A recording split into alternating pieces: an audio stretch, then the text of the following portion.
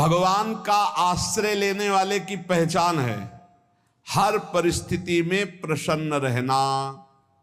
देखो आप भगवद आश्रित हो कि नहीं। देखो अनुकूल परिस्थिति में तो सब प्रसन्न रहना, लेकिन प्रतिकूल परिस्थिति में प्रसन्न रहना ये भगवान के भक्तों का लक्षण है। हर परिस्थिति में प्रसन्न रहना ये भगवान के भक्तों का लक्षण है। आनंदगन भगवान का आश्रय मिलते ही आनंद छा जाता है हृदय में। उनके पास आनंद का अभाव होता ही नहीं है। जैसे सूर्य का प्रकाश उदय होते ही सूर्य का प्रकाश संपूर्ण अंधकार को नष्ट कर देता है, ऐसे ही भगवान का संपूर्ण आश्रय लेते ही सब दुख चिंता शोक नष्ट हो जाते, आनंद ही आनंद। तुम भगवान के मंगलमय रूप को नहीं जानते हो, पर उनके मंगलमय भाव को विधान को मानना शुरू कर दो। जो भी होता है मंगलमय होता है। हमने जीवन में देखा है,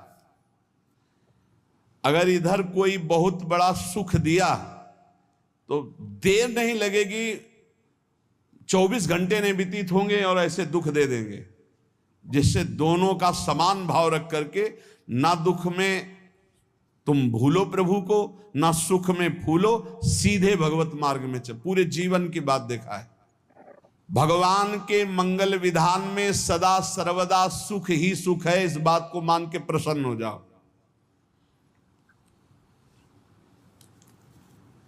जब भगवान का भजन करने वाले की तन्मयता बढ़ती है भजन में,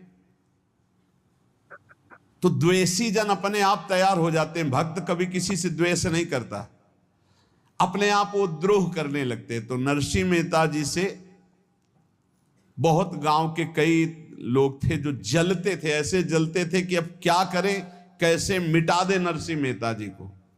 अब उपाय तो मिल नहीं रहा था। तो एक दिन संतों की मंडली आई और उन्होंने कहा कि हम रास्ते में कोई चोर आदि धन ना ले ले, इसलिए यहां से किसी की हुंडी चलती है क्या द्वारिका में? पहले ऐसा था।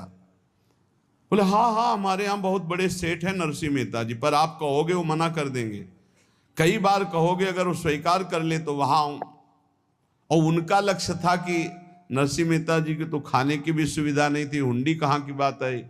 उनका था कि जब वो ना कहेंगे तो संतजन नाराज हो जाएंगे, अगर हाँ कह दिया तो वहां हुंडी चुकेगी नहीं, तो संतजन अपने आप इनको शाप दे देंगे, अपराध बन जाएगा, ये नष्ट हो जाएंगे।